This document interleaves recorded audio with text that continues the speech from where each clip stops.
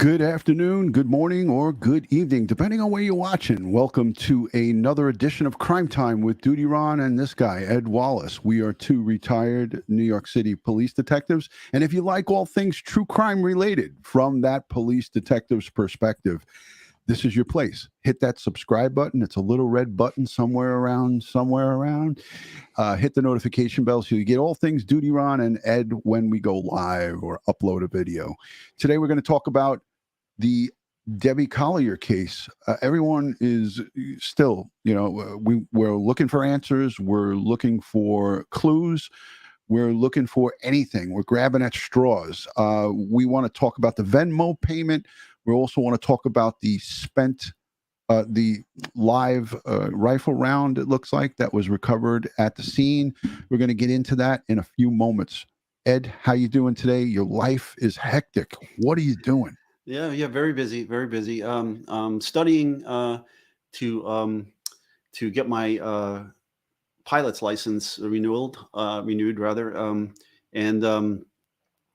There's Kara. Okay. Kara, And yeah. before we move on, I just want to say to our Jewish brethren, happy Yom Kippur, Yom Kippur.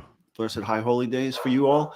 And also to our lieutenant from EMS, her funeral is today. I want to condolences to her family and rest in peace, please, for your service to the city and so forth. Tragic, horrific death as the crime wave still continues in New York City. Yeah. May she and all of our brothers and sisters who pay the ultimate sacrifice rest in peace. We can take it from here. It's a sad, sad day. And we also have our deputy down in Polk County who was shot and killed while serving a warrant yesterday. Deputy Hill was murdered at the young age of 21. He was a victim of friendly fire, but he was serving a warrant on a drug suspect. And we send him strength, prayers, and positive vibes. I was in that live stream that WFLA did yesterday, and it's a tough time for our brothers and sisters. So, we're sending our prayers. Thank you, Ed, for that. Mm-hmm. I want to just say quickly, before we get into this, we always like to give thanks and praise to you, the subscribers, the Patreon supporters, the channel members, the folks who chat in our Facebook groups, our YouTube groups, our Discord groups, all of our social media platforms. You guys are what makes this a great place. So I want to say a special thank you. And the folks who give super chat, here, Debbie, I'll make her an example right there. Super sticker coming in from Debbie Polinsky. Thank you. That's one of our good Italian friends, right?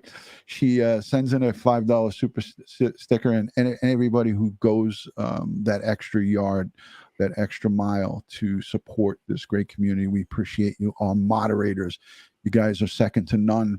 This is what makes this place great. And I see Scotty Wagner is in the chat, Lieutenant Pete Pranzo. We got a boss watching us. I'm sure Bill Cannon, he's probably looming somewhere. I know. I want to say hello to Bill and Phil if they watch the replay. I know Bill, he's secretly one of your favorite fans, Ed. Sergeant Cannon, he learns. He's learning from you, and we learn from him. So, hey, the other night, Thursday, when you did that live, I was at a major case dinner. Right. And there were several people that worked with Lieutenant Pete. They were former street crime guys that retired out of major case. And we were talking about Lieutenant Pete. Yeah, there he is. Lieutenant Pete, Harlem Raiders, retired from the elite street crime unit of the NYPD. Pete is a great guy. We got to get him on again, Ed, with us. He'd be a great guest to talk about any of these shows. Do you remember their motto? We own the night, of course. We own the night. There you go. Yeah. That's right. Ed, I worked out of the street crime annex over at the 7-7 precinct, within the confines of 7-7 precinct. When I was in the top unit, that was the target offender program for the New York State parole. So I was assigned to street crime. I just didn't go out and do the street crime duties. But yeah, man, those cats were they were bad. I'm going to try to keep it clean today, so I'm bleeping out all the words. Back in the 90s, they kept me real busy. Oh yeah. Yeah, with the shootings. Forget about it. Forget it. Someone just became a member, and I can't find it. I don't know why. Anthony I got Candela. Yes. Yeah, could you highlight that? I lost it. Thank you. You mean this guy? Yeah, so there's Ed. Ed is working the switchboard today. Richella Pranzo's here. Anthony, thanks for becoming a member. We appreciate you, Amen. brother. Yes, thanks, Anthony. So Miss Donna Marie, she's one of our great fans and friend. Ed, can you help me with this young lady's name? I always go Agat. Is it Aga? Agati. Agati. I would love to know Agati's like real first name so I can call her. Is it Aggie, you think, or Agatha? Or Agatha, yeah. Something like that. Kimberly Culp is here. All of our friends are assembled here. So let's play just a little bit of this new clip, Ed. It's not a lot, but I wanna share this. Why can't I see the sharing? Oh, they renamed it. It says present screen. It's no longer share screen. This is crazy how StreamYard does these updates. Okay. I'm looking for my share button and it's saying present screen. Present arms. Here we go. All right. So let's get this thing going. Dr. Moskowitz, again, thank you for your 1999. Was that a super chat or? Yeah, that's a super chat. It says thank you both. Anytime that's a wording, it's a super chat. When it's no wording, then it's a super sticker. Thank you both. Superb, caring, and elite. And happy holidays to you today. My office, thanks to my great owners of my company, the Amazon affiliate I work for, they're Orthodox Jewish, and they observe the holidays. So the high holy holidays, they just had their new year, and today is another holiday. So bless you guys. All right, here we go. Let's play it. Let's talk about it. It's only a short little clip. Ed's working the switchboard. Here we go. First on 11 Alive, new surveillance video showing Debbie Collier. Oh, what happened? I did it. I did that. I clicked the stop sharing screen. All right, let's do it. Round 2. Take 2. Here we go, Ed. I promise this is going to work. It was the wording. They screwed me up on the wording, Ed. Okay. Ed's like, all right, let's move it along. Saying they won't let me go. Now, this video is just adding to the mystery of this homicide out of Habersham County. 11 Alive's Cody Alcorn has been digging into this case and has new details tonight. Cody. Yeah, we now have the 911 calls made just hours before Debbie Collier's body was found. Plus, a new report shows detectives spent hours executing a search warrant at her daughter's home in Athens. We're going to talk about that, Ed. 24 hours before Debbie Collier's body was found on September 11th in Habersham County. New video from outside a Family Dollar store in Clayton, Georgia, adds to the mystery. Detectives say you see her black Chrysler Pacifica pull in. She goes in the store just before 3 and say Collier appeared to be alone and calm. Cameras inside capture her buying item. At 3:17 p.m., while Collier is still at the store, her daughter, Amanda Bearden, says her mom sent her a Venmo payment for almost $2,400 and a text saying, "They won't let me go." Detectives say at 3:19 p.m., Collier pulls out of the parking lot. 3 hours later, her husband reports her missing in Athens. Athens Park Police. Hi, my name's Amanda Bearden, and I filed a missing persons report on my mother last night, yesterday. Records show Collier's daughter Amanda called Athens Clark 911 at 8:30 a.m. the next day. Bearden asking if detectives could trace the GPS in her mom's van. Hey, I want to stop it just for a second here, Ed, because I want you to remind me. There was some contradicting information that her daughter Amanda reported. Let me do that. Yeah, thanks, Ed. There was just some background noise, so I muted it. Amanda Bearden contradicted what Stephen Collier reported on the 2 different times of reporting the mom missing.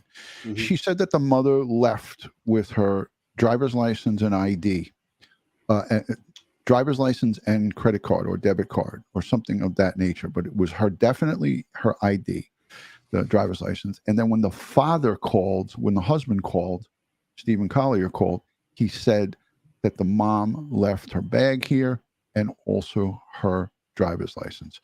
So I just want you to remind me for us to talk about that. Right, but then in the picture, she has her bag in the store. And she more than likely had to present the driver's license to put her chipped card. She put a chipped card in the card reader.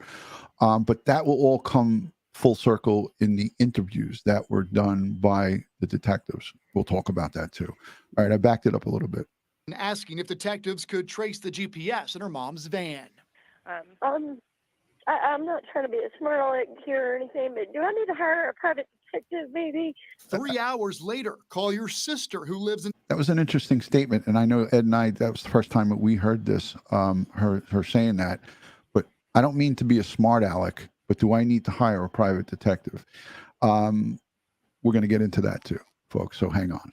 Here or anything, but do I need to hire a private detective, maybe? 3 hours later, Collier's sister, who lives in Alabama, calls the 911 center. She tells the dispatcher Bearden told her Collier was missing. All right. We're just not getting information, so I'm just. Yeah, I'm sorry about that. I am really worried about my sister. An hour later, Collier's rental van found off a logging road in Clarksville. Her partially burned body found several hundred yards away, along with the items she was seen buying at the store. The sheriff's office hasn't named a suspect nor arrested anyone in her death. 11 Alive obtained report. So there's the times that they did this search warrant on September 14th at Amanda Bearden's and her boyfriend's home, Andrew. They spent quite a bit of time there, so it's pretty interesting, this data here. Showing on September 14th, detectives spent 6 hours executing a search warrant at a home Collier's daughter Amanda shared with her boyfriend. So many unanswered questions. This case is complex, no doubt. We have been covering it since the beginning. Head to 11alive.com. Watch. So that's interesting. Ed, let's dissect this a little bit. Sassy Patriot. Oh, I love that screen name. That's pretty cool. Sassy Patriot became a YouTube member. Thank you for becoming a member. We appreciate you in the bronze level. Thank you. Thank you. Phil Leo's here. Everyone's piling in. Hard to handle. Nellie B. We're always grateful to see you guys. And I'm usually working at this time, so I don't get to go live, and I'm in the studio, which is also a great thing. When I finally fully retire, I'm not sure if Ed's going to be able to keep up with me, but we'll take anything that we can get from Ed. Ed, what's your take? They spent 6 hours on September 14th. We know that she was reported missing early in September, last time seen on the 9th, 10th reported, 11th recovered, 14th. Now that's just 3 days later. They went to a Supreme Court judge, got a subpoena, got a search warrant signed. What's your take on that, Ed, as a crime scene specialist? 6 hours in a home. Well, the investigation had to reveal evidence that something occurred between and at that location, that they would find evidence rather of involvement of the daughter or the boyfriend. And so they were able to establish probable cause to a judge to get them that warrant. So they have some evidence, and they have some investigations that they did that was able to establish that. And the judge signed off on it, gave them permission to go there and look for certain items of evidence. Now, typically in a search warrant, the items of evidence that they're looking for is listed there. Right. Okay. And, we don't have that search warrant information, but eventually, they have to return that information to the judge upon completion of the search warrant. And so things are happening and they're happening relatively fast.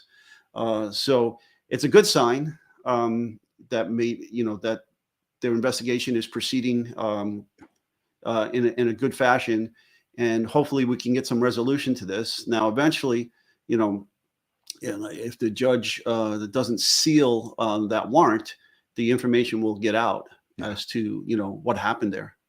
And Katie Jean, thank you so much for the $2 super sticker. We appreciate the support. I worked for a long time, Ed, and I'm going to go full screen so the folks can see me.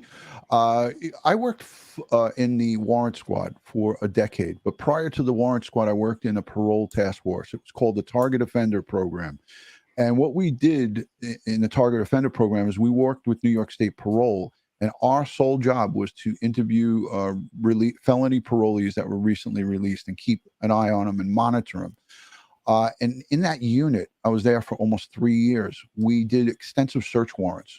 We would flip these parolees that would violate their parole.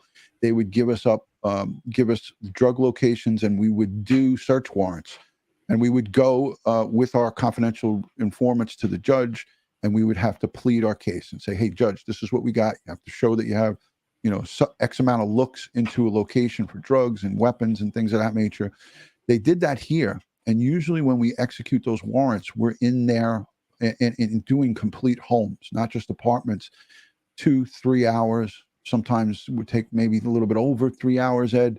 But in a case like this, where you're talking about 6 hours, 6 hours is an extended amount of time. And that tells me that there was a lot of places, and the search warrant was for the entire property. There's a home. We saw it. It's they were renting that home from the stepfather, Stephen Collier.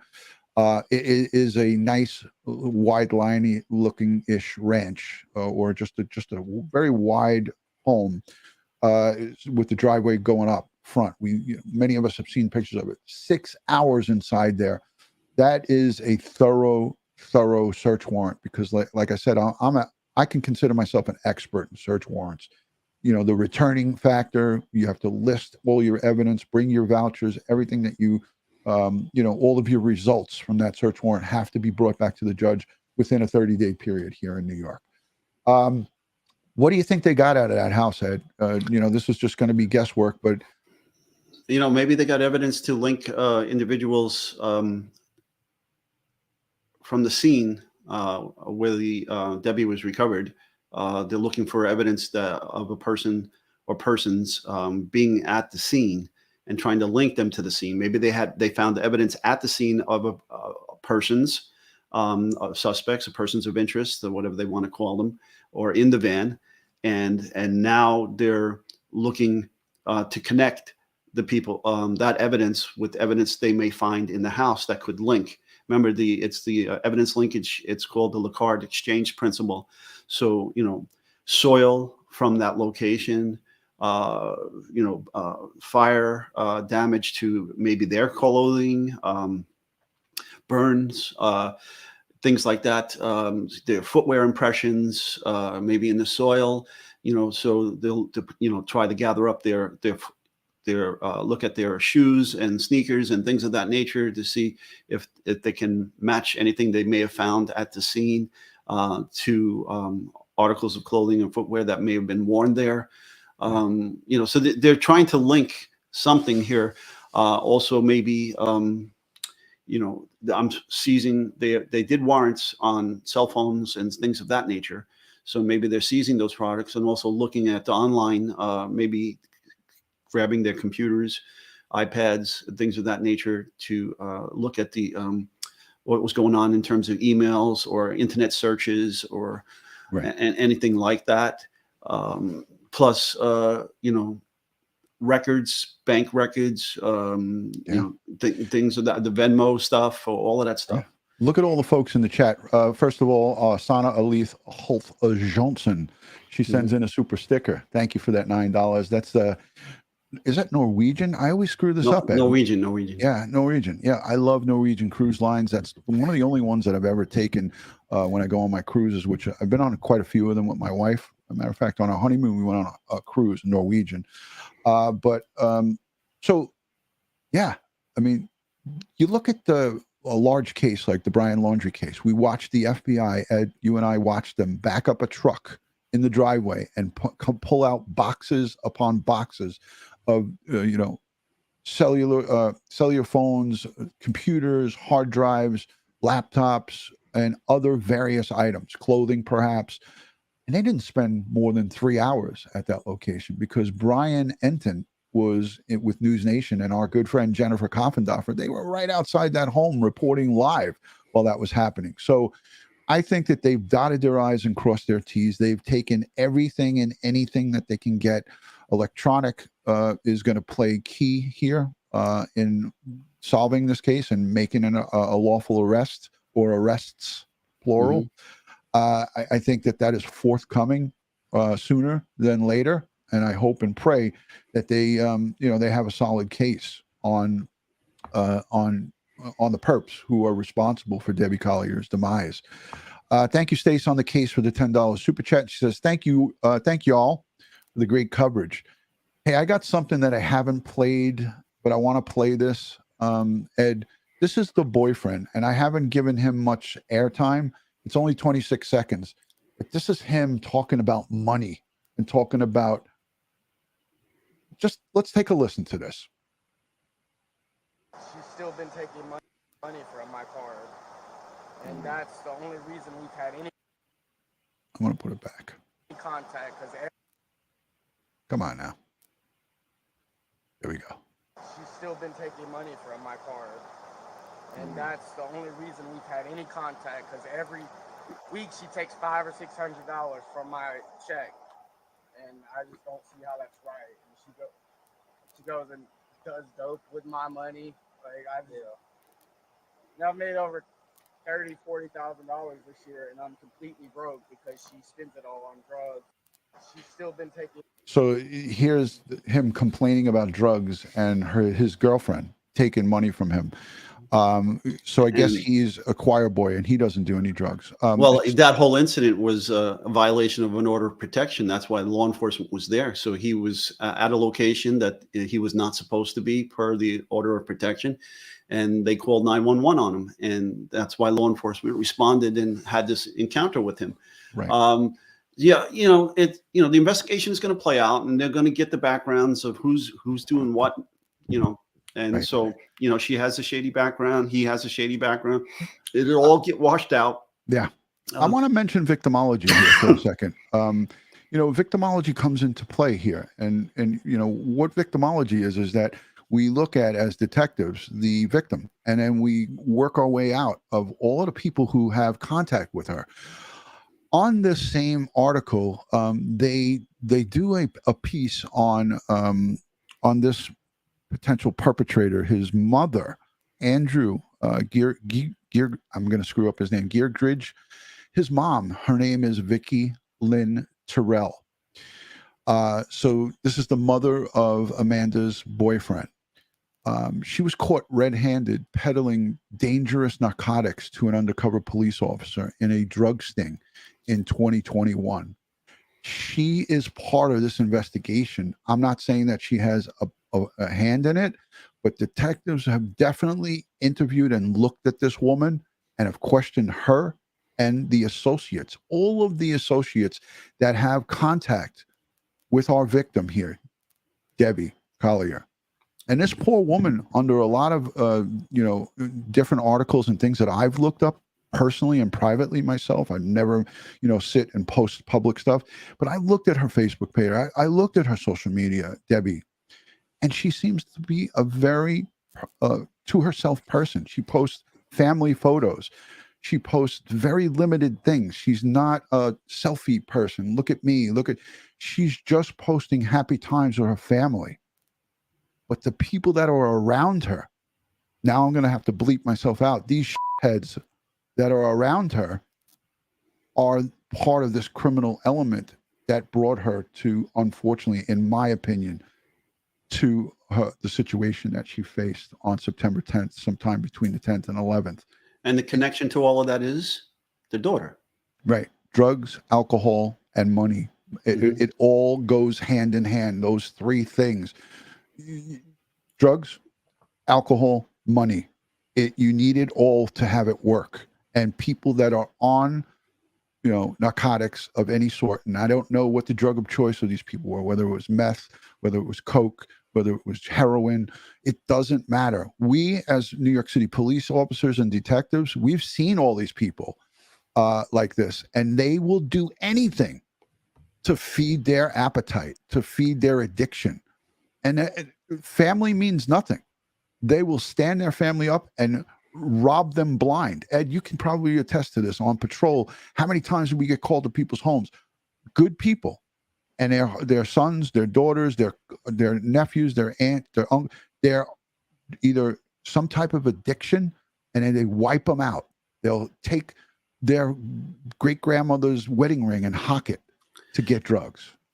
I want to thank Dr. Moskowitz again for the super chat. Super chat. Yep. And you know, Thank you there for was a movie.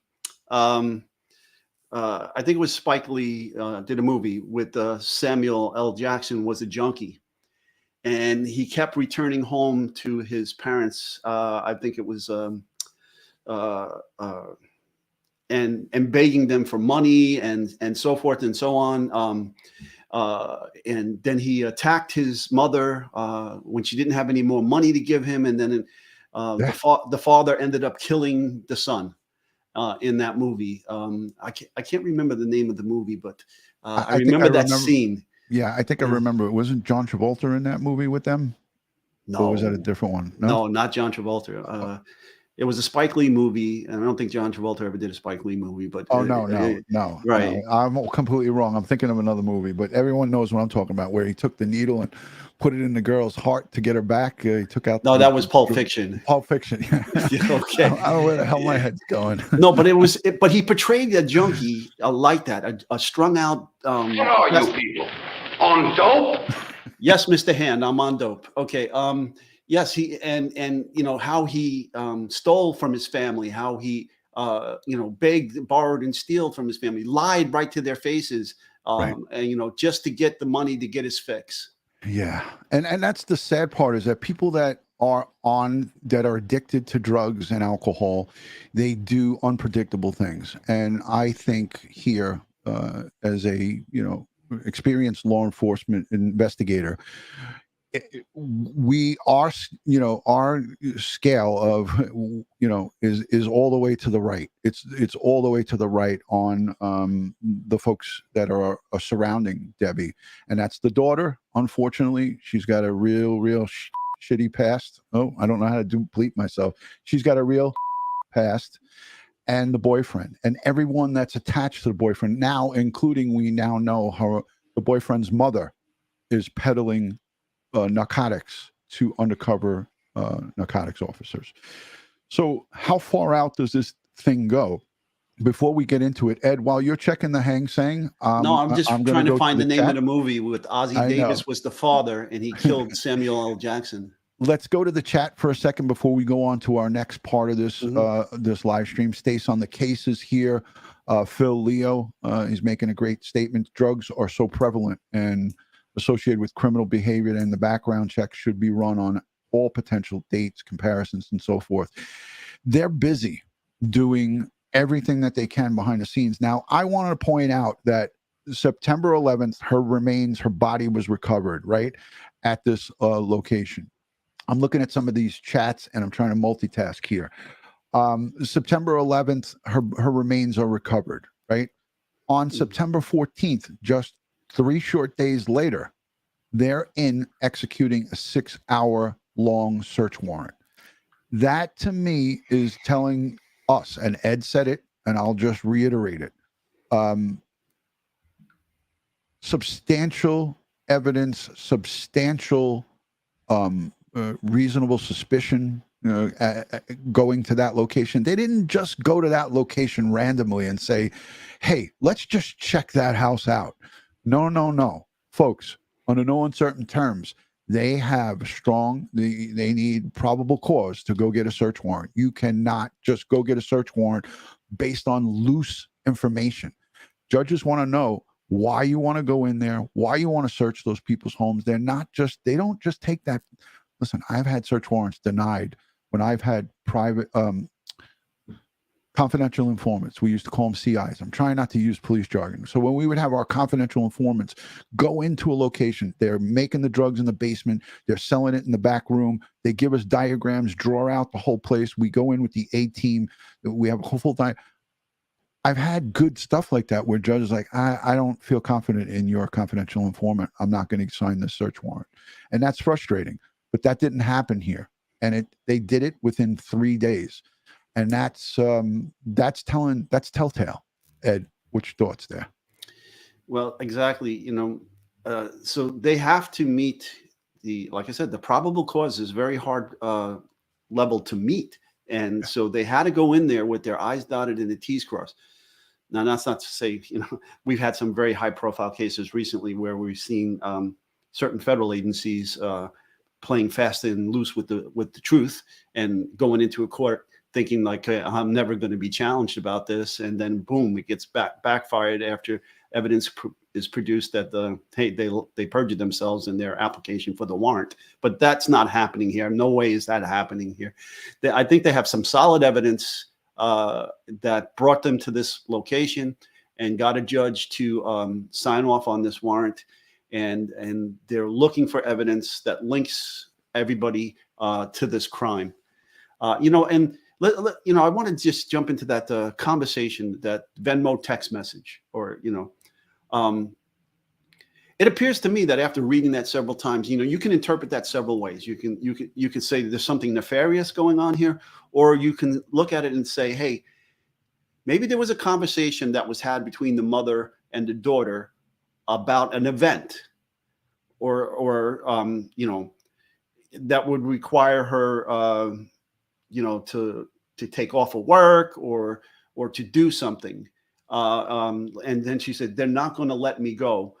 And then she transfers this money. So there's a conversation there. I mean, because why are you transferring this money and having this conversation unless something occurred beforehand, like the conversation between the daughter and the mother about the money, about some event or something happening? They're not going to let me go, and talk about, hey, how to get into the house. Right, with the key in the flower pot. And I'll read the complete statement. They're not going to let me go. Love you. There is a key to the house in the blue flower pot by the door. That was from mom to daughter, and that was at 3:17. And Ed, what I find odd and off-putting too is now we find out that at 3:17, she sent that Venmo to her daughter while still in that Family Dollar. Mm-hmm. So hopefully, again, law enforcement is not going to give their cards, and they're going to give everything in their case folder to the public, to the press, and then out to the public. So we have a tenth of information and evidence that they have, maybe a tenth, if that. But in those camera footage inside, for people who are shoplifting, they have cameras in these stores everywhere, in all the aisles. I hope and pray that they're able to actually see if, in fact, Mrs. Collier, Debbie Collier, sent, in fact, that message. Because if she didn't send that message and someone else was logged into her account from a different device, and now they're saying they don't know how that went, I think in the back of my head, because we did this job for so long, I think that they know exactly who sent that message, and they're just not releasing it. Also, if there was this previous conversation, then the daughter would know who they are. Right. Who is they? The daughter would know because of a previous conversation. They are not going to let me go. Okay. Love you. The key's here, blah, blah, blah, blah. Okay. Right. How about if you were in distress and they weren't going to let you go, putting Tom, Billy, whoever has me? That is a perfect opportunity in that is not a short little message, right? Mm-hmm. What would it have taken if the mom, in fact, was sending that message to say, so-and-so has me, So this money that was sent, the $2,385, it's been talked about in, again, Facebook and YouTube. And listen, we always talk about the think tanks, Ed, right? We talk about how good and how bad the think tanks could be, right? Nobody knows that this amount that was chosen, was it the full amount that was available in her checking or savings account, whatever was attached to it? Was it the limit that she could send under her Venmo? Because I have Venmo too. And I know when I send a Venmo and it goes to a specific account I have assigned, right? Well, the thing of it is, Ed, when I upgrade my phone and I have my device, and now I send all my data to the next phone, which I dread doing it. I hate doing it. I have to re-sign back into my Venmo and my PayPal. And there's a two-step authentication process if you select it. And I think now you're forced to select that. You can't have that without that two-step because of so much jagaloon behavior and hacking that goes on. So you need either to have an email or a text message or a voice call to verify that it's in fact you changing that to another device. But if her daughter or whoever had access, because remember we heard the boyfriend say, she controls my paycheck, she has access to my paycheck. He was talking about Amanda. Does anybody remember that? I just want to see in the chat if anybody's paying attention. If anybody remembers that part of what I'm trying to say here right now. I can pull it up. I have it in my playlist. He's getting interviewed by that very tall state trooper or deputy. The guy must have been 7 foot 2 inches tall, and the body cam is like looking down on this kid. And he talks about my paycheck. She controls it. That means that she had his direct deposit or access, he says, to her bank, his banking debit card. Right, debit card. Exactly. Thank you, Ed. So here's a nexus. Here's something that controls or that actually lines up and aligns with this Venmo thing, and it points to Amanda. Go ahead, Ed. I'm sorry. Folks, don't get hung up on that $2,385 being the exact amount allegedly of what the boyfriend owes in court. In court, court fees for the court. Okay, the investigation will run that to the ground and see if in fact that is true. Okay, we don't know that for sure that that's playing a role. We don't know that there was a conversation with the mother for that money, and that this money was going to be used for that. We don't know any of that. Okay. Yeah. But like I said, they got this warrant, and that is huge. And that is showing me a positive direction in persons of interest that have been targeted in that warrant. And so they have to have had some evidence that they found. All right. And to hit that probable cause, meet that standard, that the judge would sign off on this. And also too, for some of the folks in the chat and some of the, people who pay close attention. I love the people who pay close attention. That was a year ago. That was when that VOP, the violation of order protection. And it was I think he got collared for that. It's just showing a long history of control of funds by Amanda. Right. And that's something that gets looked at here. And that's what makes me feel strongly that if, in fact, there is going to be arrests, it's going to be plural. You could read between the lines, ladies and gentlemen. The bottom line is that you need everything in place to make a lawful arrest. And sometimes that's a painstaking process. And we, as civilians and regular common folk, we don't have the patience to wait for that. But that is what's going to be needed to make a lawful arrest and get a true bill indictment and get a jury to say guilty on all charges. We want to get justice for Debbie here, right? And getting justice doesn't entail going and tromping through a crime scene, regardless of this yellow tape. And I'm going to show you the yellow tape. When that yellow tape goes down, right, it doesn't mean ethically it's a great idea to start gawking and tromping through a crime scene. So that's the only reason Ed and I accentuated the importance of not doing that, is because if you truly want justice, you don't help to add to the mess up. I wish my oh hell no thing was working. It's not working, Ed. Apparently, by saying that about the Spike Lee movie, everybody's trying to figure out what movie it was. But I figured, yes, it's Do the Right Thing. There you go. All right, so Spike Lee, Do the Right Thing. Everyone, go check it out.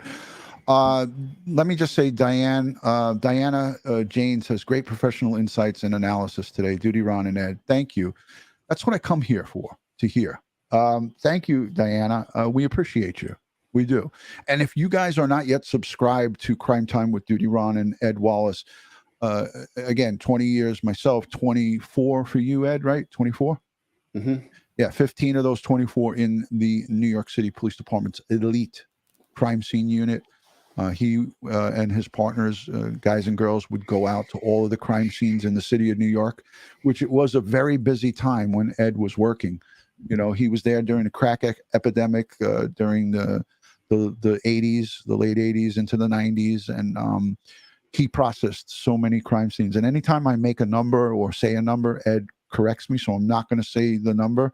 But this man has got extensive experience in crime scene and evidence collection.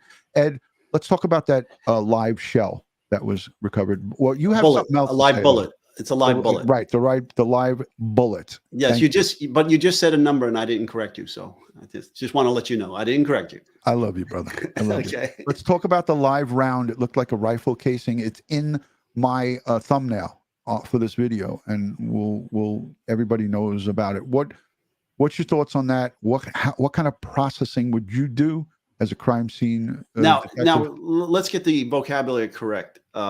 Is it in fact a bullet or a cartridge casing? It's a bullet. It's a bullet. So the bullet will then be collected, photographed, documented, sketched. The casing is after it's expended, right? After the round is fired. Yeah, when the bullet travels out of the muzzle of the gun down the barrel and out, in order to fire the next round, the cartridge case, which is left in the chamber, has to be ejected either semi-automatically, automatically, or manually, depending on what kind of weapon system you're utilizing. So if it is a rifle cartridge and it was a bolt action rifle, then the shooter would then have to open the bolt, pull it back, and then eject that cartridge casing because the bullet is gone. Right.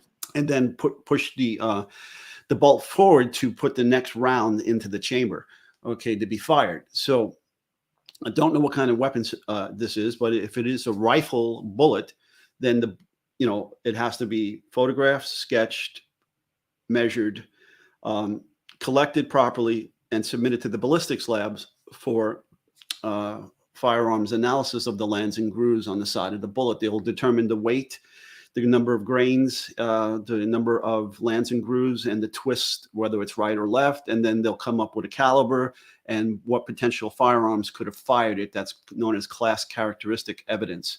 Until they have said firearm recovered, then they can do a comparison to see if this, in fact, was the firearm that fired that bullet based upon microscopic analysis of a test bullet fired through that rifle and compared to the bullet recovered from the scene. That was a lot to say in one sentence, Ed. Yeah, so that's a great overview on that. And now, what do they do with that, Ed? Do they take that back to the lab and try to compare it? If she did have a gunshot wound, would they look to say, hey, it's the same caliber, same type of ballistics? If, and here's the big if, okay? So please, nobody leave this live stream saying, oh, they said she was shot. But that's a possibility here, right, Ed? Well, we don't know the cause and manner of death. Okay. Right. We don't know if a physical examination of the body revealed that, in fact, she has a ballistic wound or a gunshot wound. Now, we don't know that there was charring to her midsection, to her stomach, they said. Right. There was charring there. There was her grasping onto a branch at the bottom of that ravine, as they call it. Brenda, good to see you. Brenda Redmond is here. Right. And the upper body clothing could have been burnt off, because it was not, she was said to have been missing the upper body clothing. Right. So we have two types of gunshot wounds, right? We have penetrating and perforating. Now, penetrating means that, once you have an entrance wound, but there's no exit, the bullet's inside the body. Perforating means the bullet enters and exits. So is that what we have in this case? Is this associated with this victim? We don't know.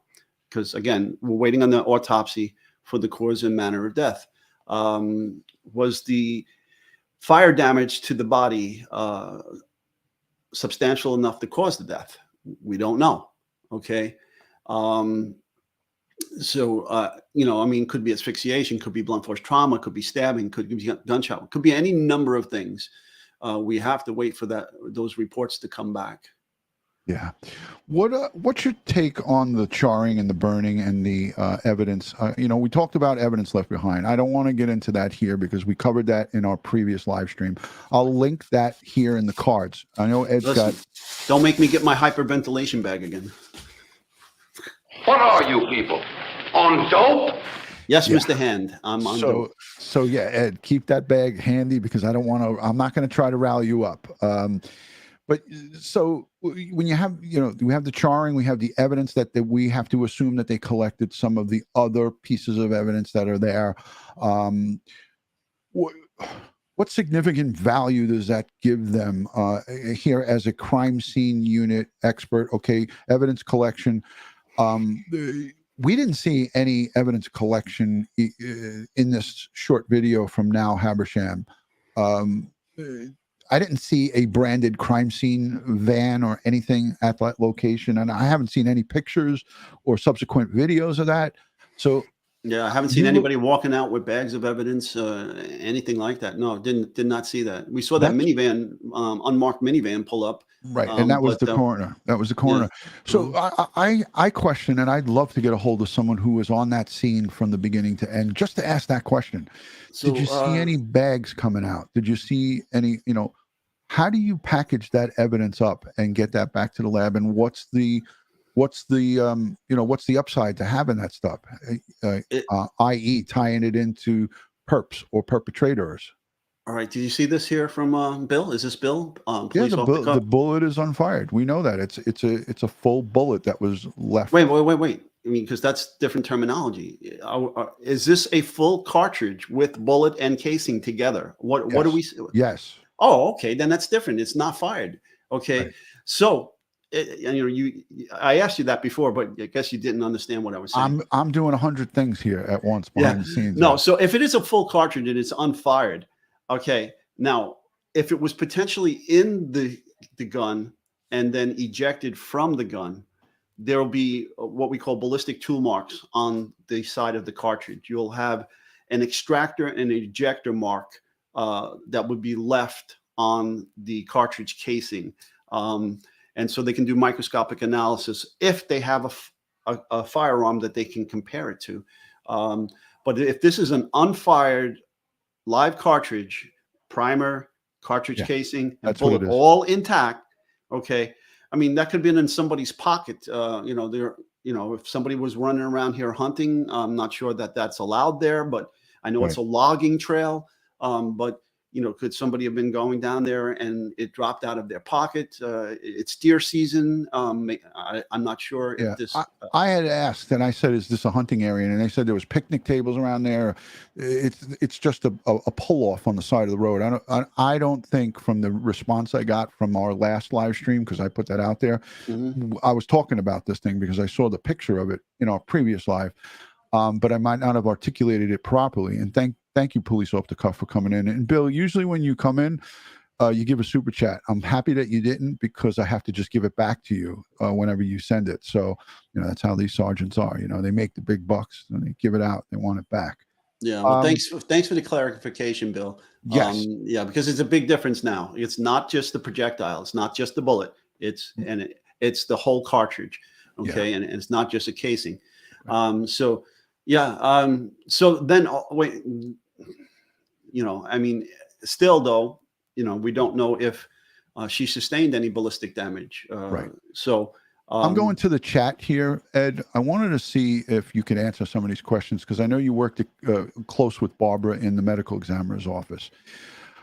Is there a way that Debbie was alive or they could determine whether she was alive when she got burnt and able to grasp at that tree? So sad. I agree, Reese. Yeah, absolutely. Remember the case I gave you an example of the ATF witness that was kidnapped from the ATF from her hotel in North Carolina and driven up to Brooklyn and she was set on fire alive. On our last stream, you went into that. Yes. Right. So if you're alive at the time, the fire is set, you're going to inhale that material, that that heated gases and smoke and so forth. So it could cause damage in your respiratory tracts, in your lungs that can be seen upon autopsy.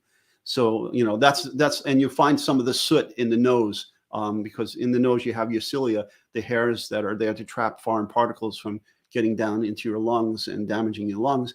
Well, you'll find that trapped in there, the soot and the smoke and everything. So that would suggest you're alive. So now when we have a DOA from a fire, because this happens a lot, a fire, somebody gets killed, and then they set a fire to cover up the homicide. Well, if you're not breathing, then you can't breathe in that soot, and smoke won't be found in your respiratory passages and so forth. Right. And also too, a good conversation, a good piece of text that was sent in the chat. And this comes from Lynn Harvey. Mike King, our friend from Profiling Evil, says that the projectile, that the live round at the top looks oxidized. It's been sitting out there in the elements much longer than 2 weeks. Yeah. If that, So in fact, is the case, then it's got nothing to do with this. It could just be a random dropping. Perfect example for what I said again with that similar case that we just mentioned of the homicide victim I had in Brooklyn that was kidnapped out of North Carolina. You read the crime scene and you can see what is a new artifact to the scene and what is old. All right. So if in fact that this cartridge case was underneath some leaves and so forth, and it had been oxidized, it's evidence that it's probably been there a while, longer than the time frame of this heinous crime that was committed.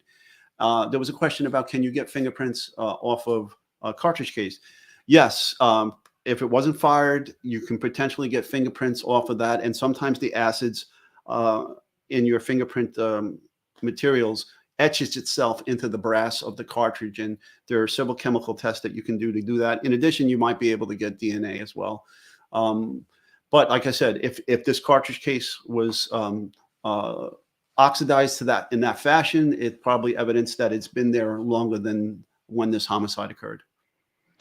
There you go. So many questions. And like you said, when it comes to cause and manner, that's what we're waiting for. Cause and manner, Ed. Mm-hmm. And could there be a reason why they're holding back from that? Could you talk a little bit about that while I do something on the side here? Well, yeah. I mean, obviously it's an ongoing investigation, and so they would kind of hold that close to the vest until they're working in conjunction with law enforcement to corroborate witness statements or evidence that was found at the scene. So yeah, that stuff is not going to come out immediately, and they may have a preliminary cause and manner, but they always say preliminary cause and manner pending toxicology. Yeah. Okay, because everybody waits on tox, because the tox could be the curveball here. Right. I think it was the undersheriff, second in charge, said at the press conference on September 30th, which was just last Friday, he said this was a deliberate and personal crime. What does he mean by that, Ed? It's deliberate, and he said it wasn't a random act of violence. He said it wasn't a kidnapping, and he also said it wasn't a suicide. I'm sorry, I don't remember if he said it wasn't a kidnapping, but he definitely said it wasn't a suicide. Yeah, they said it wasn't a kidnapping. They ruled that out. They ruled out suicide as well. What are the ways that they rule out suicide, Ed? Well, I mean, the way they would rule it out would be cause and manner of death from the medical examiner's office. How did she die?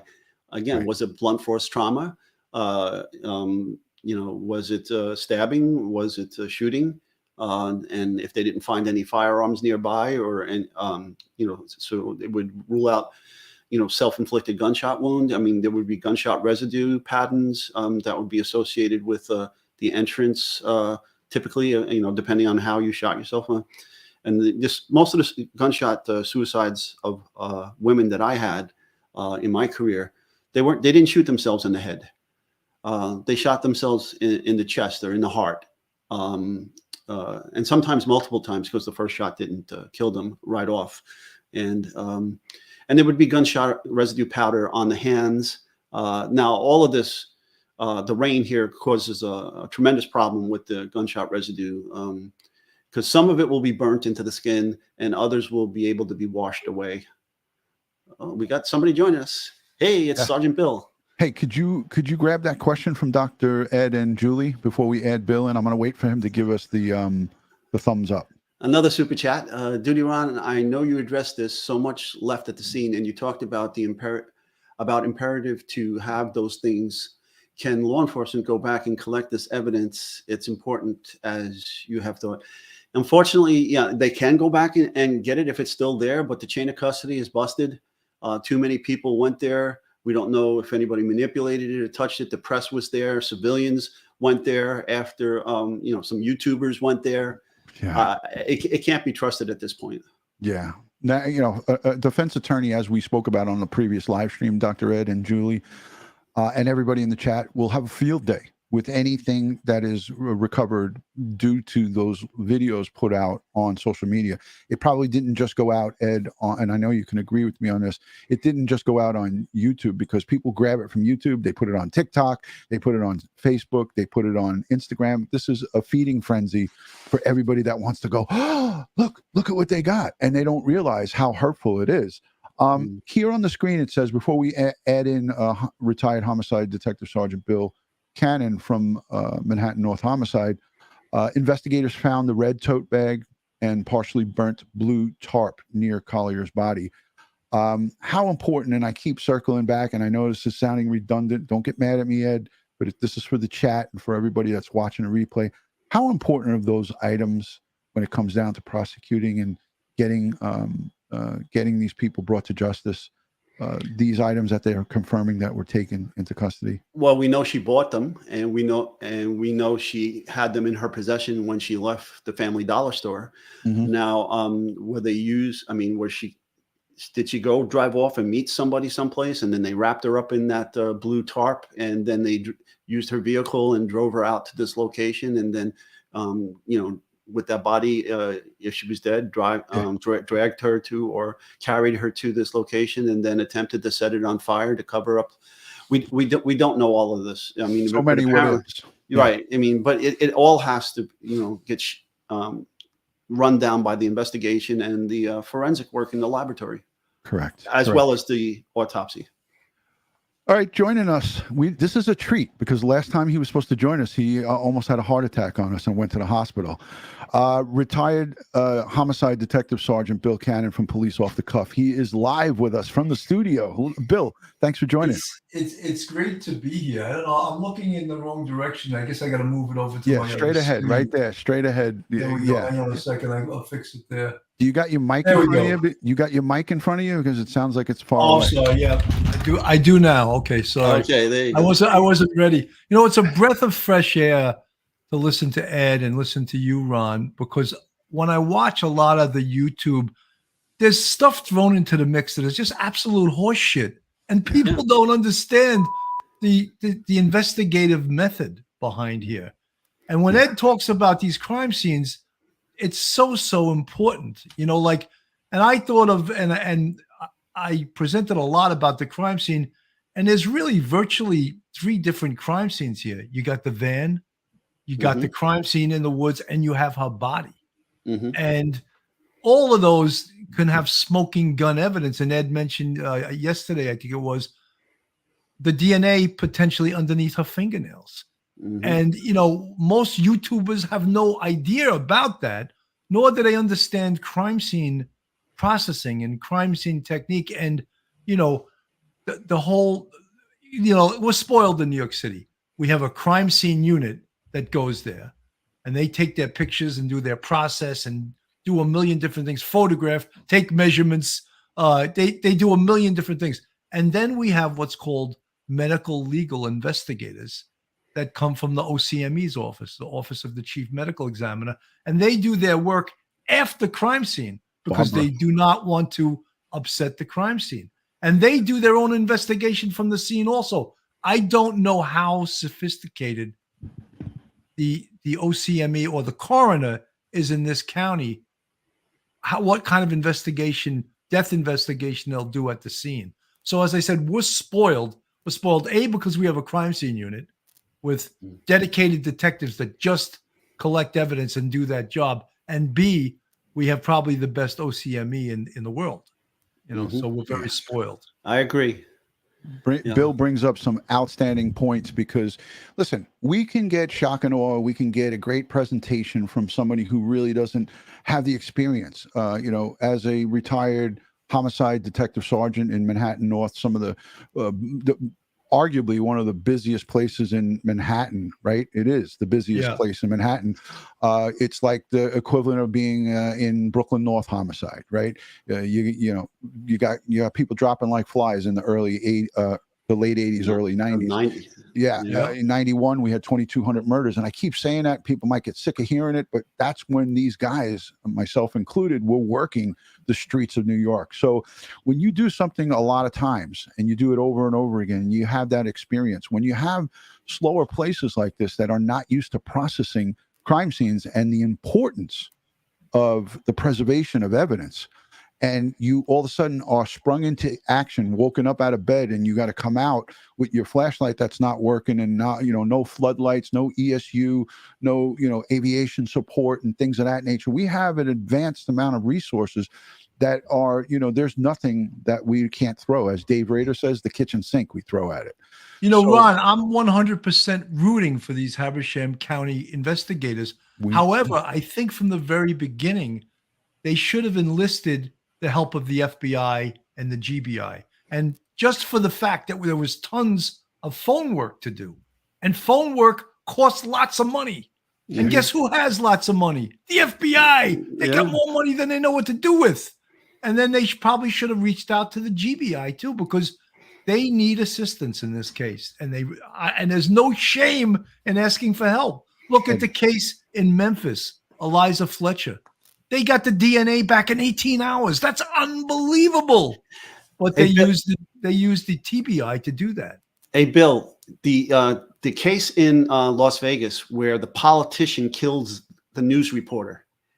Are you familiar with that case? No, I'm not. I heard about it. I didn't look into it, though. So this politician put on a whole getup and stalked this news reporter. And when the news reporter came out of his house and was in his driveway, the politician ran up on him and killed him. And besides the video, they had security footage video from the houses, and then the vehicle information from the politician's car, putting him at the location, plus his cell phone putting him at the location, pinging there. Underneath the news reporter's fingernails was the DNA from the perp. And they got it and matched Outstanding, Case closed. Nailed them. Well, yeah, I mean, does the Habersham County, and I know the chief or the guy who was holding the press conference, he received the question from the press about that. Are you really qualified to do this? Why didn't you enlist the help of the FBI and the GBI? And he didn't really get defensive, but he said, look, all guys are qualified to investigate homicides. They're trained. They have experience, blah, blah, blah, blah, blah. But however, there's no shame. Look in Memphis. They're certainly more experienced in investigating homicides than Habersham County. And they reached out to the FBI and to the TBI, and it helped tremendously. Hey, Sarge, I think you and I could both agree on this. You as a boss, it's sometimes like a power trip for some of these smaller agencies. They feel like, well, we can handle this on our own. We don't need the help from Big Brother. We don't need the feds to come in here and work our case. We're going to take care of our own crime in our own jurisdiction. I'm not saying that's 100%, but there's that whole line of thinking. It's that whole thing of like, hey, this is our county. We got this. We don't need the state to come in here. We don't need the feds to come in here. That can sometimes, who does that hurt? That hurts the victim in the long run. Ron, you know something that existed within precinct detective squads. We don't need the homicide squad here. We can handle our own homicides. We used to hear that too. Go ahead, go. You want to play? Go ahead, go play. And then when they played for a week, and they were like, and they said, bring the homicide squad back there. Well, one thing that it's undeniable, when you're doing these cases, you need crime scene. You need guys like Ed Wallace to come there and collect the evidence for you, and it needs to be done in the proper fashion. You can't have guys walking around. I mean, listen, I'm not. There's no dig on this department or whatever. But I'm looking at this right. Here's Steve. This is the husband here out with an umbrella at that crime scene. He's not beyond that tape. He's not gone in there. But when that crime scene tape went down, and if he was still there and the daughter was still there, I would bet, if I'm not a gambling man, but I would bet that they, out of curiosity, went down there and looked, just like the other gawkers. And they should have escorted them away from there and said, hey, listen, don't go back there. Don't go as much as you want to look. Stay away from this crime scene. Bill, what's your thoughts on the people going back and videotaping at the crime scene? I think that's outrageous. I think it hurts the case. They should have put a police guard on it, knowing that it was out on social media and knowing that there was a lot of people interested in this. They should have prevented people. And the fact that they left all that evidence there, outrageous. I'm going to have Joe Murray is coming on tonight on my show at 7 p.m. along with Phil Grimaldi. And Joe, as a defense attorney, is going to comment on that and just how hurtful that will be to a case if that case, in fact, goes to trial down the road. Yeah. You know, I'm sorry about all the noise before, but my laptop was running off the battery and it was running out. So I had to get my wife came in with the AC adapter to put it back into the outlet. So look at that. He's got his own crime scene unit. That's it. Well, Bill, when you have two retired detectives, first graders, you know, there's no joke. He goes like this. Hey, I need power it's good over that here. someone knows how to screw in a light bulb, you know? Yeah, then Margaret goes like this. Go get it yourself. a major case first grade detective and a crime scene first grade detective. So. What a 1-2 punch. Yeah, that's going to be a great show with Joe Murray tonight. Guys, if you don't mind, Ed, I know that you said you had limited time. I want to scan the chat. Bill, if you wouldn't mind taking some questions from the chat. Absolutely. Let's keep it crime scene related and, onto this case. No wild speculation. We're not going to be talking about what the numbers add up to and court fees. That's all nonsense as far as we're concerned. We want to give it to you from an investigative perspective. Bill, as a homicide detective sergeant, Ed as a crime, I never know where to point. Ed as a crime scene unit investigator, and DutyRon as a retired fugitive enforcement division detective. You know, this is what we have to offer to you. Mr. Cannon's channel will be linked down below. It's Police Off the Cuff. If one of the mods could put that in there, Real Crime Stories with Bill and Phil. You guys can go over there and subscribe to his channel. You will get all things, again, true crime related from that police perspective. It's just they run concurrent. They're just doing the same stuff that we're doing, which is great. You're getting it from two guys who have worked over 50 years in the business. So it's a great 1-2 punch. And then when you get Bill by himself, you can get bitching with Bill, backyard beverage with Bill. You never know what you're going to get. But we'll link it. Bill, I'll link it down below in the description. Well, thank you. Oh, wait, Richella Pranzo. Look at her. How adorable. She just stepped up to the plate and put your link in the chat. And here it is right there, guys. She's the best. Yeah. She made me laugh so hard when she did that birthday video for you. Come on, let's go. I'm cold. Yeah. She's like nudging Pete. And then Bill was down in Florida. He was doing, he's down scoping out his freaking winter digs. He's like, DutyRon, word has it you're turning 59 years old. Meanwhile, I turned 58. Yeah, so whatever. So, okay. Yeah, so let's see what we got. What is the very first thing that they do at a crime scene? Ed? All right. Well, first, the first responding police officers establish that, in fact, they have a crime scene. And then they start making notifications to the investigators to come out. And then the investigators make notifications for the crime scene unit to come out. And if there's a body on the scene, then someone has to reach out. Like in our jurisdiction, we would call the medical examiner's office. In addition, I know the squad would do it as well, but we do it to tell them, hey, we're rolling on this. Because then everybody's on the clock now because, so then we get out there and then we interview first officer.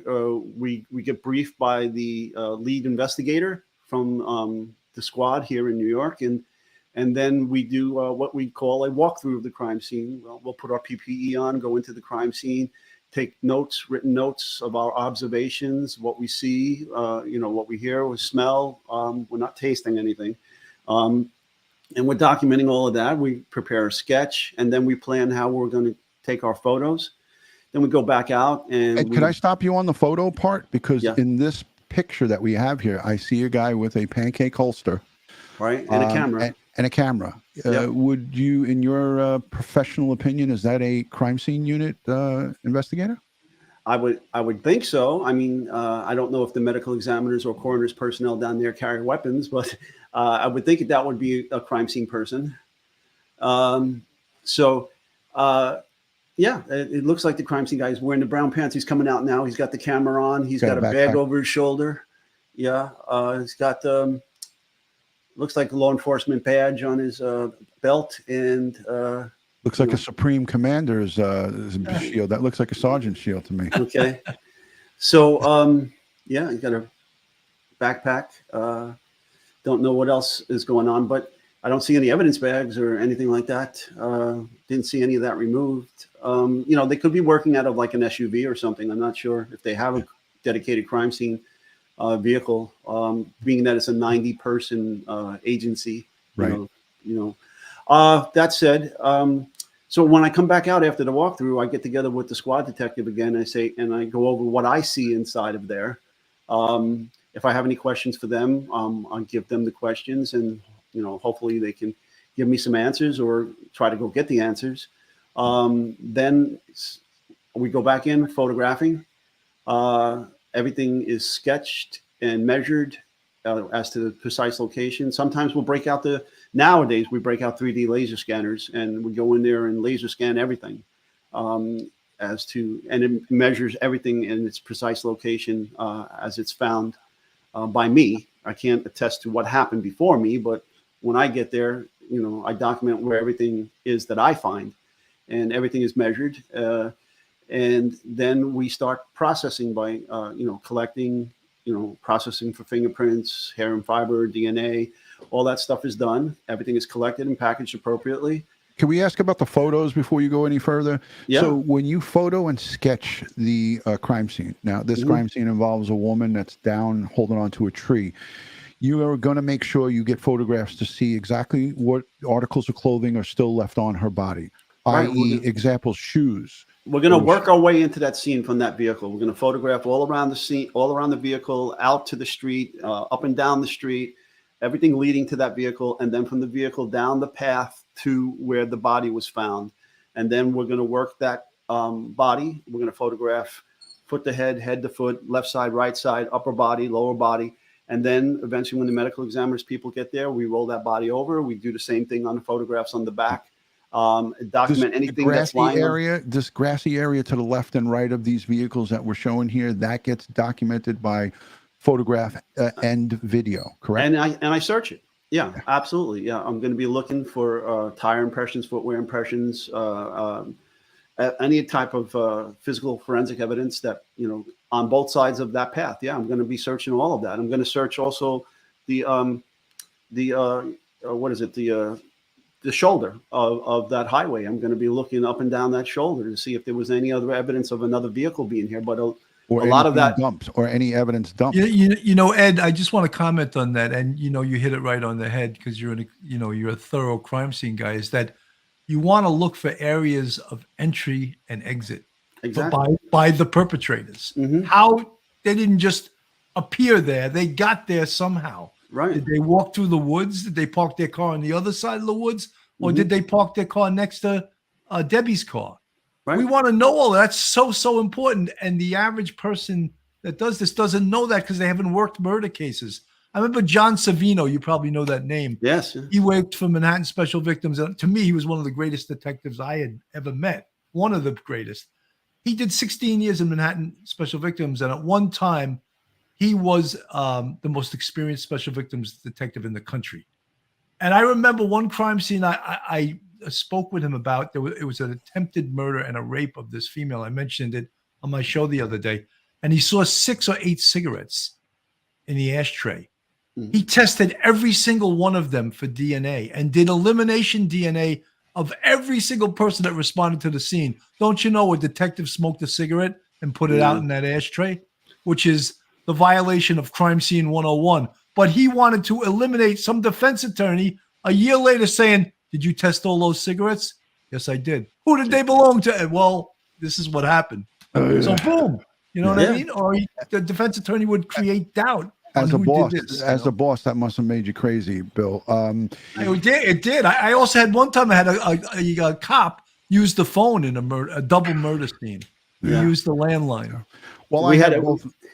Go ahead. Go ahead. Since we're telling war stories, we had a very high-profile homicide in a famous hotel. One of the suites, one of the big presidential suites, where there was a grand piano in it, and so I'm dusting for fingerprints, and I get some great fingerprints on the side of the piano and all over the piano, and because the body was right next to the piano, and then it comes back. Latent fingerprints identified a chief. Holy shit. And then I get a phone call from the chief. Can you take my name off that report? I said, God. I didn't generate the report, first of all, and you should know better than to ask that question. Right. Oh, hey, while I have both of you guys here, I want to ask this question, and I'll let you guys both ping it around to each other. You guys can bounce it off of each other. How significant or important do you think that number, and these people are, again, listen, some of our best, crowdsourcing and think tanks and internet detectives, whatever you want to call them, they come up with such great stuff. But people are getting caught up on that number and saying that number, that $2,385, is that significant, or is it more significant who effing sent that? Who effing sent it is much more important. I think it could actually be a ruse, the amount, and just set up by whoever committed this crime. And I think that's, who sent that Venmo is very, very important. Mm-hmm. Ed? And with all the warrants that were served on these cell phone carriers and so forth, they're going to find out who did it. It's not going to be an unopened question. That will have an answer, and because it's easily traced. IP addresses, all this stuff is going to show how this occurred. Right. And Rocky Pastorino, our great friend who was instrumental in helping find Naomi Iron over in Fernley, Nevada. He's here with us today. And I want to say thank you, Rocky, for everything that you've done in the past and what you continue to do. He's right there. There's Rocky Pastorino. We had him on several times with us. And thank you for being a friend and being a channel member and supporting this great community, Rock. You are excellent human being. A lot more people. And I wanted to mention quickly before we wrap this up, Thursday, Heavy D Sparks on the Dylan Rounds case. Those of you might not be following this Dylan Rounds case, but for those of you who are, he's a 19-year-old. He's 20 years old now, missing in Lucin, Utah. He went missing on the 28th of May. And Heavy D Sparks, we sent out a drone that EquiSearch was able to buy, a very sophisticated advanced drone. We mailed it to his mother, Candace Cooley.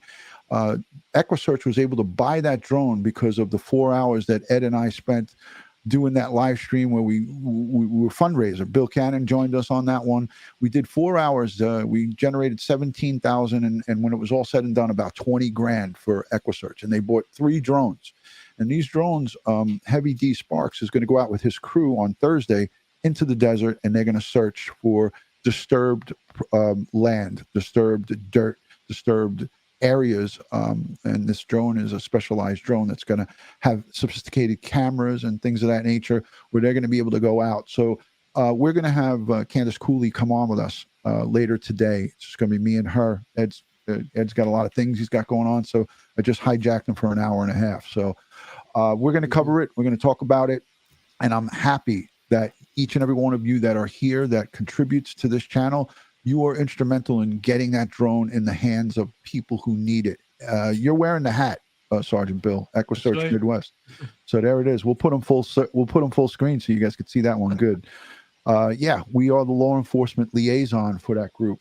Bill, I know that you covered that case. You and Phil tackled that one. We're hoping we can get some closure for that family and find Dylan and bring him home. Absolutely. Yeah. Mm-hmm. Yeah. Ron, you mentioned I think on the Nicole Irion case. Yeah. That was one of that and Eliza Fletcher, very disturbing cases.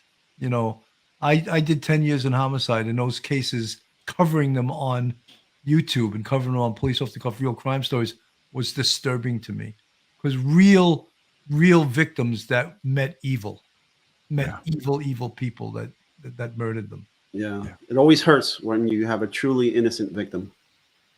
I'm going to show my hat. 100%. Oh, yeah, you guys are 100%. We talk about this all the time.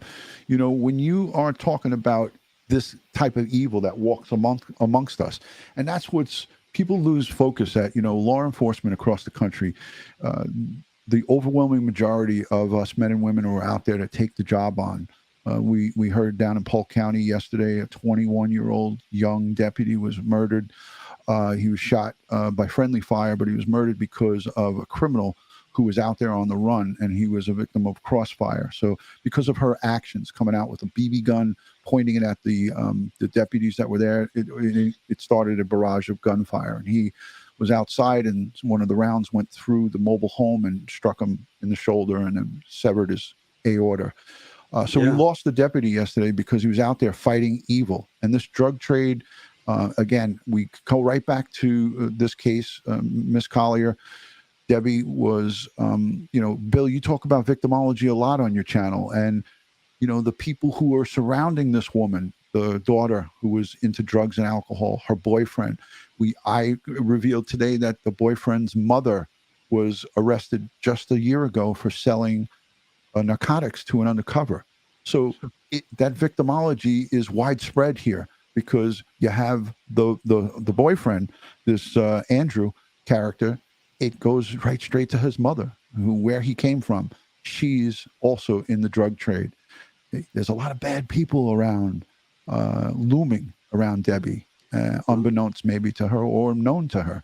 She didn't feel. You know, as a parent, we try our best to, know who our children are associating with, okay? And we try to, keep them on the straight path and the straight and narrow to avoid this kind of stuff.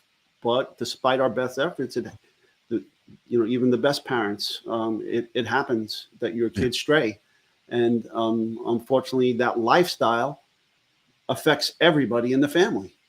And they got sucked into it, not by their own doing, but by, the daughter, and what she was doing and her lifestyle. Yeah, I agree, Ed, 100%. And that's, we see it all too often. There was also a family, a 5 down in, I believe, Tampa this morning, overnight, shot. The mother shot. There was children in the car. They were homeless, sleeping in a parking lot, and some folks came by and just started shooting at them. Drug-prone location, things of that nature, so forth. It just, this whole thing is you need to be hyper aware and hypersensitive of your surroundings. And even as a parent, like you said, Ed, we try to keep a tabs on our children, our grown adult children. But if you know that there is some kind of shady past to either your daughter or the daughter's boyfriend, which I believe that she knew, that it's just that it was just an inherent risk that you take, that, you're a mother, you're a father, you're not going to abandon your family. It's just unfortunate that it wound up, I believe, costing her life. And I'm hoping that sooner than later we get some arrests on this case. Cecile, thank you so much for that $10 super chat. She says, have you ever seen law enforcement leave their gloves at the scene, or could this be from the killer? We went through this on the last live stream. Ed, I'll let you take it because you got more patience than I do. I typically don't see law enforcement leaving gloves at the scene, nor the medical examiners, death investigators. Typically who leaves gloves at the scene is EMS, the emergency medical services. And, despite our best efforts of, trying to curtail that, it happens. I get it. Life safety comes first. All right. And they're, they don't have time to waste on picking up their trash and garbage, get in there, stabilize, get the victim out of there, get him to the hospital, try to save the life. I get it. Okay. It happens. It's unfortunate, but not typically law enforcement, not typically the medical examiners people. Bill? Yeah, he's exactly right. Usually EMS will leave the gloves. However, in this instance, there was also evidence left behind. So that's inexcusable. The gloves can be explained. Yes, EMS, in trying to save the victim's life, left their gloves on the scene because the first rule of homicide investigation is the most important thing is the protection of life, is to save the life. But once they did that, they also left evidence, and that's inexplicable. Don't get me going with my bag. Yeah. He's not even using a paper bag. He's using a plastic bag. Yeah, because Anything if I can't stop the hyperventilation, I'm going to put it over my head. I can't. There's no excuse for what happened there. No excuse. Yeah. We went nuts with this the other day, 2 days ago when we were live. It was just infuriating. Rocky Pastorino, thank you for the $5 super chat. He says, just wanted to say hello to you gentlemen, and thank you, Ron, for everything. You've done so much for me in so many ways. Listen, our phone conversations and our heart-to-hearts, Rocky, you know that you got me anytime. You could just pick up the phone and give me a buzz, and I'm right there with you. A lot of people are agreeing. Stephanie V says, spot on, Bill. Bill, you got a lot of fans here. We cross-pollinate all the time. Shannon, it says, I am a New York City EMT, and I always, and then, listen, I was about to say this, and Shannon's going to be like, yeah, bullshit. I've run into quite a few dot your I and cross your T's EMTs and paramedics in New York City where they don't leave their shit behind. So she's saying, I always take my gloves and dispose of them properly. I'm so sorry. A lot of my people do this. Ha ha ha ha. I'll always yell at them. Shannon, we'd love to have you come on one time in one of these cases and talk with us, because an EMT's perspective is a great perspective, because they get in there and they are sometimes in these cases rendering first aid, life-saving first aid to these victims, and ultimately sometimes pronouncing them. So you guys do a great job. I give thanks and praise. You guys are brave, and I'm so sorry for the loss of the lieutenant. What the hell are you laughing about, Ed? No, someone is telling me. What are you people? On dope? Yes, Mr. Han. Again, Mr. Han here from Fast Times at Ridgemont High. Yes, Pauline wrote, Ed, I hate to say this, but you can buy small brown paper bags at the dollar store. Yep. Family Dollar? All of them. We had Phil Grimaldi on the other night, and it was a black background with just his face. It was so eerie. And he had 2 rolls of Bounty paper towels in the back. And I said, Phil, did you leave those on the scene? Or you're out in the car? So we were breaking his chops, Bill. Listen, I can't say enough to thank you, Bill, for coming on here with us today and, spreading good, valid information from that detective's investigation perspective. The amount of knowledge that we have here collectively together, and what you do with your channel, what we do here on Crime Time with DutyRon, I think we're educating a lot of people on investigation 101 without giving away the trade secrets. And I think it's important that people Ron, it's amazing, because I know Ed teaches. I taught college, and I also taught at the criminal investigation course for the NYPD. And you're always a teacher. Once you teach, and I always thought also as my role as a sergeant, it was my job to teach new cops. So I always feel like I'm teaching. So when I get to do this and get to teach and get to spread some of my knowledge, which people gave me this knowledge, other people shared their knowledge with me. And I learned a lot from some really experienced investigators on the NYPD. And it's great. And I love to hear Ed teaching, because he has so much knowledge to share, and it's really good to get it from the horse's mouth, from the people that have credentials to teach this stuff. You know what I missed on the job is I never really had a steady partner for any great length of time, because every time a new crime scene investigator came into my squad, I would lose the partner that I just trained and then have to train the new guy. Train this new guy, yeah. Right. So my sergeant did that to me all the time. And you take it as a compliment. I was a training officer in the crime scene unit. So you take it as a compliment. And so you go on to train the next new guy. And then the next new person that comes in, okay, there goes your partner you just trained and you got to, you were happy with and doing everything great. Boom, now you got to do it all over again. Yeah. So. Ed, there's nothing. I'm sorry, DutyRon, if I could just say one more thing. Go ahead. There's nothing I like better when I go to a racket or something and I have some cop that comes up to me and says, Sarge, I just want to thank you. You taught me so much about being a cop, and it makes it all worthwhile. That's it. Yeah, absolutely. I love that. I love that. Yeah, absolutely. It's a great thing. Missouri Country Girl 81 says, I could attend an Ed Wallace class daily. Well, I could give you his phone number and you can follow him around. You want me to put it and scroll it down below, Ed, so everyone can He chime in? does Zooms. He does private Zooms. I do Zoom training. That's right, I do. But next time I'm in Missouri, if I'm near your neck of the woods, you can come by to training. Yes. Let's do a quick roll call. There's over 1,000 or 1,200 people still here watching the live. Let us know where you're watching. And if you're new and not yet subscribed, please consider hitting that subscribe button, hit that notification bell so you will get all things DutyRon, Ed Wallace, and Sergeant Bill Cannon when he comes on every once in a while with us. From the police detective's perspective, you're going to get all things true crime related here. So I'm asking you guys, please hit the thumbs up, hit the subscribe button. It's a little red button. It's free. Become a channel member if possible so you can get all of the information that we put out. Our channel members, we do exclusive live content for channel members.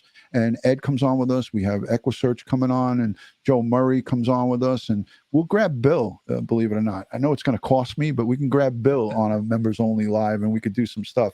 So here's people piling in. Nashville, Sana Elise Holt Johnson from Norway. Good to see you. Thank you for joining. Hi, Nashville, Oregon. A lot of people from all over the place. Granny is in Asheville, North Carolina. I got a good friend who lives in Asheville. My wife's family is from Mobile, Alabama, right on the Gulf. It's beautiful over there. Richella checking in from Mount Sinai, Long Island. Her and Pete, Bakersfield, California. Ground Zero for Sincere and Classic. A lot of great people all over the place. Look, Ruth Ann Griffin is from Valley Stream, New York. That's my a neighboring town where I live. Cheeky Llama from Australia. There's a lot of people. Anybody new? First time stumbling across the live? I'd like to see. Ed, you see anything? Well, if our mods are there, there's somebody that needs to be blocked. I think you know who it is. If you see that, please go in there and kick them out of this thing. Some troll is on here with their unnecessary sex advertisements. Oh, okay. Yeah, that's been going on the whole time. I'll get that. Yeah. All right, because I tried to, and it won't let me block them. Well, we're gonna have to teach this crime scene detective how to do this, Bill. Well, I hit block. It just says it won't let me do it. Huh. Interesting. Mm-hmm. All right, I just took care of it. All right. So here we are, an hour and 30 minutes into this. I'm going to wrap it up. I just want to get final words from Bill. What do you think, Bill? Is there going to be an arrest imminent? Do we have a situation here? I hate to ask you, who you think is involved in this thing, but can you just give the audience a little bit from a retired homicide detective sergeant's perspective? As I said on my show the other day, and I forget the exact statistic, but it's anywhere from 70 to 80% of the time, the homicide perp and the victim are known to each other. That's one hell of a significant statistic. So in this case, I also believe that the victim and the perpetrators are known to each other, and I'll leave it at that. Yeah. Ed? Yeah, I see. My if I was a betting man, I'm saying they're going to make an arrest in very short order. Yes, I agree that I agree with my my fellow law enforcement brothers here. Again, this is a very, as they said, a deliberate and personal crime. We do not have any cause or manner at this time, and I believe that when they release cause and manner, we'll see a very quick perpetrators. I'm going to say it plural, perpetrators in custody. And that's all behind the scenes working right now. And Bill says it great on his channel. There is no access to the public to the case files of these working detectives right now. And the amount of information that gets released, because the news can be our best friend, it can be our worst enemy. So there is very small slither of information that's being released to us, and everything else is all people putting out, their thoughts and rumors and conjecture. And listen, as you say, hypothesizing and theorizing, that works, but it doesn't get you to the prize. You need to get the evidence that you need to make a lawful arrest, to get that true bill, to get the jury to agree and come up with a guilty verdict. Keep it simple, folks. None of these convoluted conspiracy theories, right? The Occam's razor, the simplest of explanation tends to be the truth. Okay. If you have to make all twists and turns to get something to fit, then it's probably not the case. Oh, one last thing, Ron. The coroner system down there, the coroner for this jurisdiction, you gave me that link the other day, and I looked it up, and turns out that he is an alumni of Barbara and I's training at the New York City Medical Examiner's Office. So he's gone through several of our courses on death investigations and so forth. Yeah, that I told you, Kenneth has quite a few years down there, and he's been on a couple of really high-profile cases. I did some research on him, so he seems to be a tightened-up death investigator. So that's a good thing. That's a good thing. And you got to look at the positives here. You can't just dwell on the negatives. And a lot of the negatives that we have presented to us are presented to people other than outside of the media and outside of law enforcement. So you got to always be kind of like a little bit standoffish on that. You have to look at where it's coming from, Anyways, listen, on behalf of Crime Time with DutyRon and Ed Wallace, and also Bill Cannon with Real Crime Stories, a Police Off the Cuff, I wish each and every one of you a great Wednesday. I like to always end these things with God bless the world, God bless the United States of America, and God bless each and every one of us here in the chat, but especially the victims of crime and their families. They need us now more than ever, and let's send them strength, prayers, and positive vibes. Ed, I know you got something to say. As always, folks, be safe, be prepared, and watch your six. Good day, everybody. Thank you, Bill, for joining us. And make sure you check him out tonight. Police Off the Cuff. We'll link it down below, 7 p.m. Eastern Standard Time. Him and Detective Phil will be live talking this case. Good Thanks, day, guys. Sarge. Thank you. Good night, everyone. Take care, everybody.